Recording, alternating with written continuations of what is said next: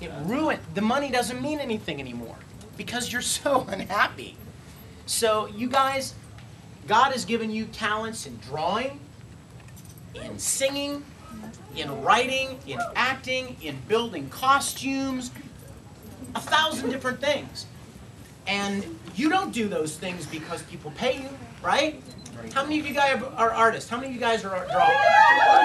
Look around the room. Keep your hands up. Look around the room, you guys. Okay, now let me ask you another question. Hands down.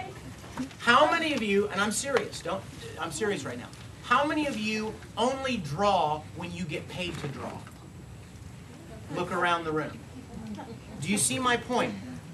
You do what you do because you love doing it, not because somebody's paying you to do it. You do.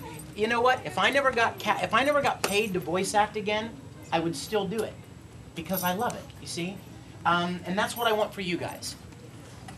Motivation. The reason you do what you do is very important.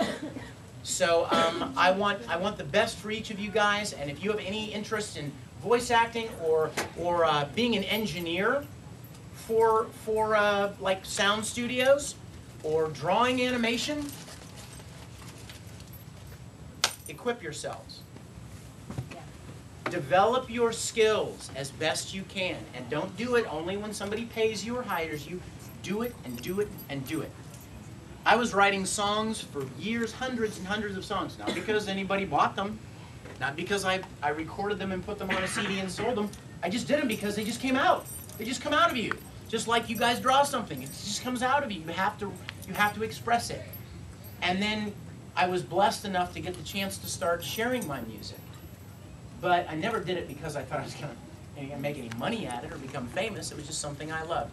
And all of you, every one of you, have been given something, a skill or a gift or a talent that you're good at, and you know you're good at it. Develop that skill. Don't let it just lay there. Develop it. Study it. Get good at it. And you'll be surprised what opportunities will come your way.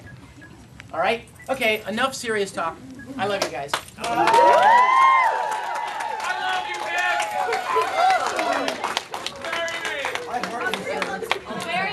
Very special episode. You have a question? Yeah,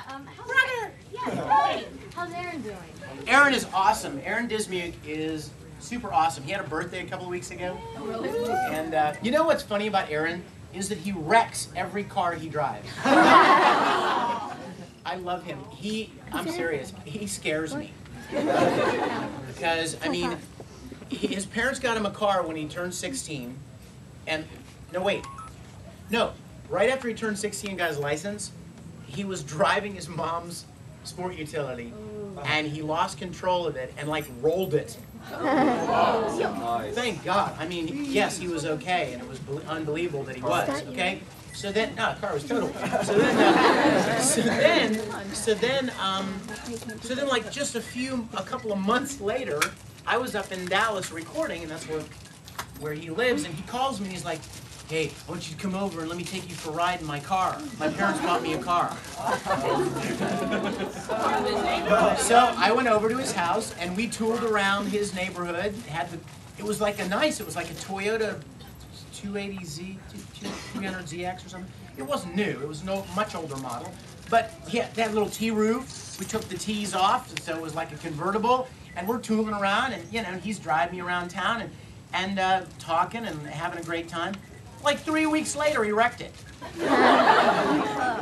I called his mom. I'm like, "Beth, don't let this kid drive ever again. Buy him a Schwinn." Goodness sake. I mean, we love him too much to see. He must be some sort of Gumby. He's like this tall and this big around. And he's probably some sort of Gumby. So like when the car wrecks, he just like bends all over the place. And he never gets hurt. But no, I tease Aaron because I love him. I have such fond memories, you guys. When we started Full Metal, everybody, Aaron was 12. Now, here's me, like I could be the grandfather of a 12-year-old. And here is my brother, and he's 12. And we had so much fun. He was the sweetest little kid, you guys. He didn't know anything about, like, when Full Metal got popular, we would go to conventions together. And he's this cute little kid. Of course, his mom was with him, right? And I'll never forget the day. I've told this before as well, but I tell stories because they're fun stories that I have fond memories of. So if you've heard it, forgive me. But we're sitting at this table signing autographs one day, me and Aaron, right? And like the line's coming this way, right? Aaron's here, and then I'm here. So this is me. Because this is Aaron signing autographs at 12 years old.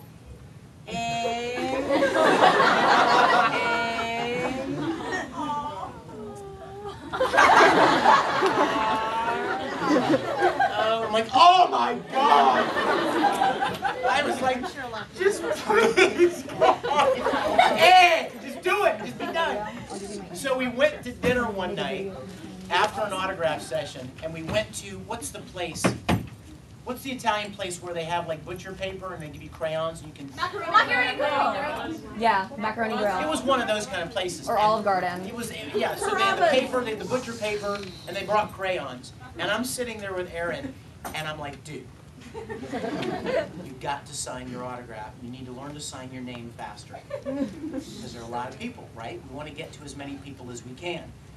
And he's like, will you show me? I was like, I would love to.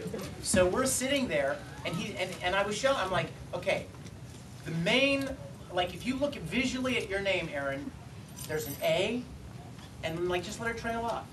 And then a D, a cool like D with the, like with the this stroke going down underneath it. Yeah. And then trail, and then do a little spike at the end for the K of Disney. So he sat there at dinner and practiced on the paper, on the butcher paper. It was the most adorable thing ever.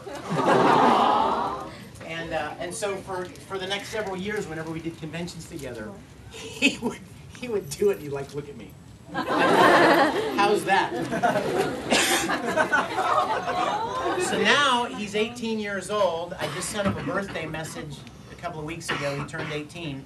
He's a great kid. I'm an only child. But I've told him for years, if I were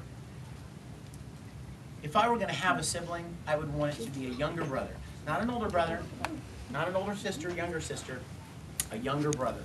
And so he kind of was always that little younger brother that I always wanted to have. I love him to death. Question. Yoshimori! Yes, matter of. Don't call me Manuel. Two things. One, tell us like some of your favorite parts from Kakaishi, and also secondly, can you come to the breakdance breakdown tonight? Oh my gosh. Is that the second time you've been asked that? I don't know how much energy I'll have left for the breakdance breakdown, but we have to take part as well. I can watch. I can spectate the best of it. That's all I was asking. Well, how many, you know what, I would like to personally invite you guys to watch Kakaishi. If you haven't watched it, it's on right after Full Metal on Cartoon Network, and it's so much fun, you guys. And we just started recording an arc in the story where things start getting kind of serious, and it's really, really good. Laura Bailey plays the female lead, and she's amazing. Everything Laura's ever done is amazing. Troy Baker and Waller Winger, and we're having a great time. So please check out Kakaishi. You know, my thing with Kakaishi was that we started recording that show like 2 years ago. And we got about 8 episodes in, and suddenly Viz said, hold it, stop recording. And we were like, why? Well, just stop, because we're not sure what we want to do with it. So we stopped recording. And then like months and months and months, and like a year went by. And we never did anything more with Kakaishi. And we were kind of bummed out because it seemed like it was going to be a lot of fun. Well, then just a handful of months ago, they said, okay, we've sold it to Cartoon Network, and so we're going to start recording it again. So we started recording again, and then as luck would have it, they put it on right after Full Metal. And I thought, oh my gosh, people are going to get so sick of hearing my voice. Because, you know, Yoshimori is a teenage kid. And Ed is a teenage kid. The only difference is in their personalities a little bit.